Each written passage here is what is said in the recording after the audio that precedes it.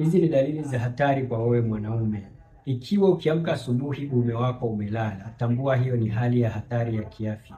Vile vile, wakati unataka kufanya tendo la ndoa inakuchukua muda mrefu kusimamisha uume wako, au unahangaika sana na mke anakusaidia, uume unasimama sekunde chache, unalala, haufiki hata dakika za kusema umemtosheleza mke ama kufanya lile tendo la ndoa kwa utulivu kabisa, tambua hiyo hali ni ya hatari.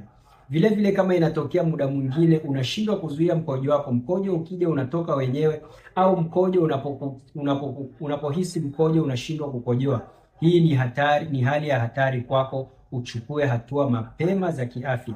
Vile vile, kama inatokea ukienda chooni unatoa upepo, choo hakitoki, au muda mwingine unapata choo kama cha mbuzi, au inatokea muda mwingine unakaa hata wiki ama siku tatu hujapata choo, au ukipata choo kinakuwa ni kama unapata choo kama cha mtoto mdogo, ama unaharisha, hali kama unaendesha choo chako ni kama cha uharo, hii hali ni ya hatari kwako. Chukua tahadhari mapema ili uweze kunusuru afya yako ya uzazi na afya yako kwa ujumla. Tujulishe katika dalili tulizozitaja hapo, ni dalili ipi ambayo inakusibu wewe kama mwanaume?